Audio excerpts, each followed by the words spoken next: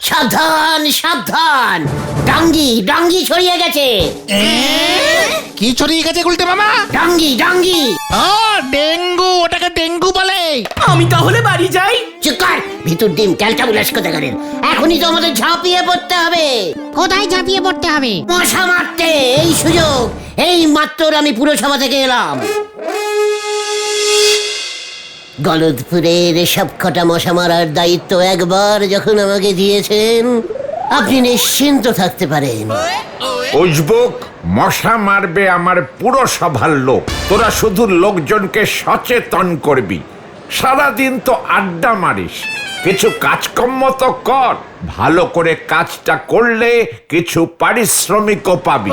এসব কি বলছেন হলধরদা? আমরা এক্ষুনি কাজে লেগে পড়ছি। এত বড় সাহস মশাগুলোর, ডাঙ্গি ছড়াচ্ছে। ও, তার মানে আমরাও চাকরি পেলাম। ওরে না, শুধু আমি। কামান কামান। ও গুলটে মামা, কি বলতে হবে বলবে তো? আমি জানি কি বলতে হবে, পেপারে এখন রোজ দিচ্ছে।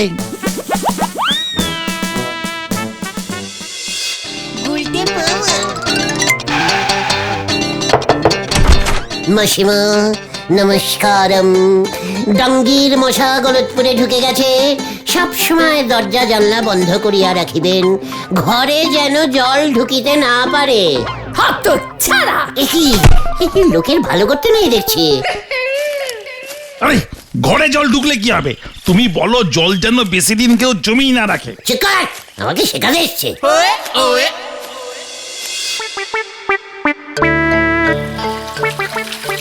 মেশামশাই সাবধান। কেন, কি হয়েছে? সাবধান হবো কেন রে? সাবধানে গাছে জল দেবেন, মশা জল খেতে চলে আসবে। চারিদিকে ওই গেছো মশাগুলো ডাঙ্গি জ্বর ছড়াচ্ছে। মশকরা করণের জায়গা পাও না না? মশা গাছে উঠছে ডেঙ্গি ছড়ায়। ওই বাইর করতেছি। ঠিক আছে গুলটে মামা চলো। আপনি পুরসভার ডাঙ্গি ম্যানেজারকে এমন অপসম্মান করতে পারেন না। ও তাই বুঝি তুই ডাঙ্গি না সাঙ্গি ম্যানেজার হইছস? বাস দিয়া পিটাই এত ম্যানেজারের সুটামু। ওই বাসটা করে কি আশ্চর্যের মধ্যে বাঁশ আসছে কোথার থেকে। এই তোরা চল, ওনার নামে আমি পুরসভায় কমপ্লেনিং করবো।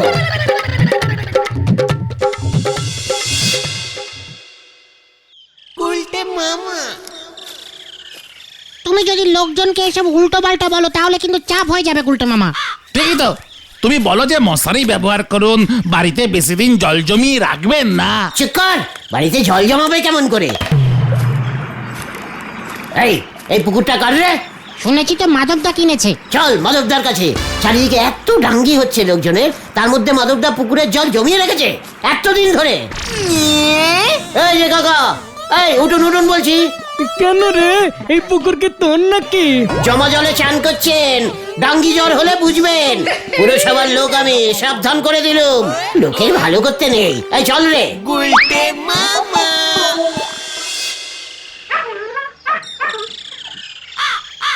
সবাইকে আর সচেতন করা যাবে না। সচেতন না, সচেতন সচেতন। আমি তোর মতো এত নম্মাল বাংলা বলি না। বলছি ভেলাদার বাড়ি ঢুকবে নাকি? বলছিস? ভেলাদা তো আমাদের নিজেদের লোক। এমনিতেই ভেলাদার চান করে মাথা মোছার অভ্যেস কম, মাথায় জল জমে থাকতে পারে। চল সাবধান করে আসি। আয় কিউ কিউ। হয়ে গেল। দেখো গিন্নি, একেবারে গলানো সোনা এনেছি গো, গলানো সোনা। Stop stop. সে তো দেখতেই পাচ্ছি, কিন্তু একসাথে এত সোনা গলিয়ে এনেছো কেন? রাখবে কোথায়? সস্তায় পেলাম, একেবারে খাঁটি গো, তাই নিয়ে এলাম। ব্যাকিং কর। মশা শুধু জলে ডাঙ্গি ছাড়ে না, সোনাতেও ছাড়ে। ভেলাদা বাড়িতে সোনা গলিয়ে এনেছে, শুনতে পেলি? হ্যাঁ তো, কিন্তু এত সোনা ভেলাদা পেলো কই? সত্যি শোনা তো, ভেলাদাকে জিজ্ঞেস করলেই তো হয়ে যায়। আরে না, ক্যালটা বুলাস থেকে চল বলছি। ভেলাদা সোনা গলিয়ে বাড়িতে রেখেছে।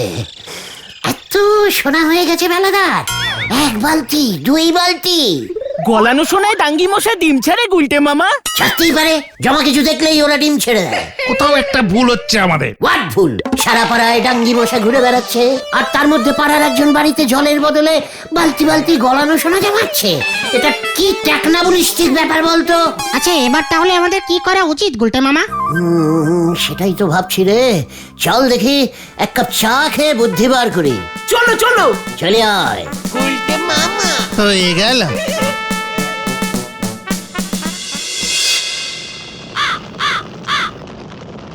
আপনি আগে ঠিক করেন মশা তাড়াবেন না সোনা উদ্ধার করবেন। নড়া সাবধান, ব্যাপারটা যেন কেউ জানতে না পারে। খুব কন্ডে ফেসিনার। আমার কি মাথা খারাপ হয়ে গেছে যে আপনার পাল্লায় পড়ি আমি এই খবর 5 কান করি? নড়া, লজ্জা লাগে না তোর? অনেকক্ষণ ধরে দেখছি এই সসপেনে তুই করেছিস, জল জমিয়ে রেখেছিস, চা পাতা দিচ্ছিসই না। জানিস না তুই বেশিক্ষণ জল জমে থাকলে ডাঙ্গি মশা ডিম ছেড়ে যায়? তোর নামে আমি কমপ্লেনিং করব, পুরো সবাই কমপ্লেনিং করব তুই জমা জলে চা করিস। তাহলে পরে আমি কি নদীর জলে গিয়ে চা করব? আচ্ছা আচ্ছা আচ্ছা, শান্তি শান্তি, কুল কুল। এই গুলটে মামা তুই মাথাটা ঠান্ডা করো দেখি। পাড়ায় একজন সোনা গলিয়ে রাখছে, আমার মাথা কিনা ঠান্ডা হবে? আমাদের জানতে হবে ভেলাদা অত সোনা পেল থেকে। ঠিক ঠিক। ও নড়া কাকু, তোমার দোকানে ব্লিচিং পাউডার আছে? এই দেখো, চায়ের দোকানে বুজন ভাইপো ব্লিচিং পাউডার কিনতে এসে। না, মা বললো ডেঙ্গির সময় নড়া কাকু চায়ের কাপ ব্লিচিং পাউডার দিয়ে ধোয় হয়তো, তাই। পাঁচু ভাইপো, বুদন এসব কি বলতেছে? বুদন, তোরা বুঝি ডাঙ্গিকে খুব ভয় খেয়েছিস? একদম ভয় খাবি না, পুরসভার থেকে আমাকে ডাঙ্গি ম্যানেজার করেছে। আরে আমি না, মা আর দিদি হেব্বি ভয় পেয়েছে। আমরা তো এই এপাড়া ছেড়ে চলে যাব, জানো তো। বাবা বলেছে এখানে আর থাকা যাবে না, চারিদিকে ডাঙ্গি মশা উড়ে বেড়াচ্ছে, বাইরে বেরোনো পর্যন্ত যাচ্ছে না। ছাতা নিয়ে বেরোবি বুদন, তাহলে কোনো ডাঙ্গি হবে না। না না, বাবা অলরেডি অন্য পাড়ায় ঘর দেখেছে। আমি বাবা যাই, এখানে ব্লিচিং পাউডার পর্যন্ত পাওয়া যায় না। পাচুরে, ও পাচু, বুলটিরা চলে যাচ্ছে। তাই তো শুনলাম। ডাঙ্গি তালে কিছু ভালো কাজও করে। নড়া, ভুলে যাস না তুই একজন সরকারি ডাঙ্গি ম্যানেজারকে অপসম্মান করছিস। ওর ফল তোকে পেতে হবে, এই তোকে বলে রাখলাম। চলে আয়, চলে আয় তোরা। হারি বাপ, হারি বাপ। যা বাবা। আমারে উনি ফল দেখাবেন। সাতার দোকানে চলেছেন আটা কিনতি। হরি বল। বকুলদি, ও বকুলদি। বকুলদি, চুপ কর। আমার বুলটির মা তোর বকুলদি হলো কি করে? তাহলে কি হবে? মামার শাশুড়ি পিসি হয়, বকুল পিসি। বল, বকুল পিসি। বকুল পিসি। ওমা, তোমরা? বকুলদি নমস্কারম। আমি পুরসভার ডাঙ্গি ম্যানেজার হয়ে গেছি। সরকারি চাকরি, খুব নিশ্চিন্ত চাকরি। টিফিনের সময় ছুটি, একদিনও না গেলে চাকরি যাবেই না। খুব গুরুত্বপূর্ণ কাজ দিয়েছে বুঝেছেন, মশা যেন ডাঙ্গি ডিম ছাড়তে না পারে। আপনি নিশ্চিন্ত থাকুন, বুলটির কোনো চিন্তা নেই। ওমা, মশা ডিম ছাড়বে, তাতে বুলটি কি করবে? তাছাড়া এই গলতপুরে যেভাবে ডেঙ্গু ছড়াচ্ছে, এখানে আর থাকা যাবে না। যাবেন না বকুলদি, আমি মশাদের ডিম ছাড়তে দেবই না। ব্লিচিং পাউডার ফ্রিতে দিয়ে যাব, বুলটির সারা গায়ে মাখিয়ে দেবেন। আপনিও ব্লিচিং পাউডার মেখে বেরুবেন। খুব ভালো কোম্পানির পাউডার, খুব ভালো গন্ধ। আহ আহ, রোজ গন্ধ ব্লিচিং পাউডার, গোলাপ গোলাপ। না মানে চিন্তা করবেন না বকুলদি, আমরা তো চেষ্টা। না না, ওর বাবা তো খুব রেগে গেছে। ছি, কি নেস্টি জায়গা।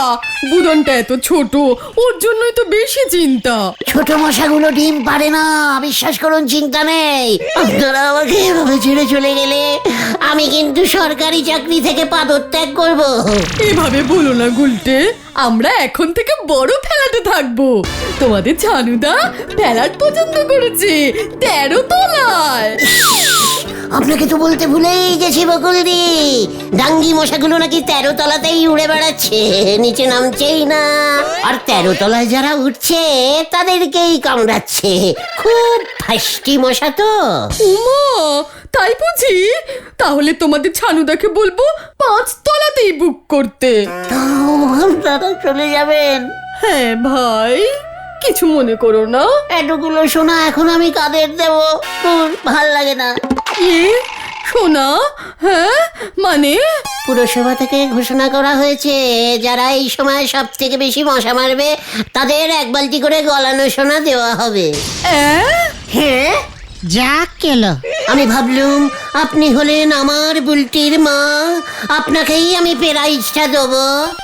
1 বালতি গলানো সোনা? ও মা গো, আমি এখানেই থাকবো, গলতপুর ছেড়ে কোথাও যাব না। গুলটে, তুমি ভাই প্রাইজটার ব্যবস্থা করো, আমি তোমাকে অনেক মশা মেরে দেবো। বুলটি, বুদন সবাই মশা মারবে। 1 বালতি গলানো সোনা।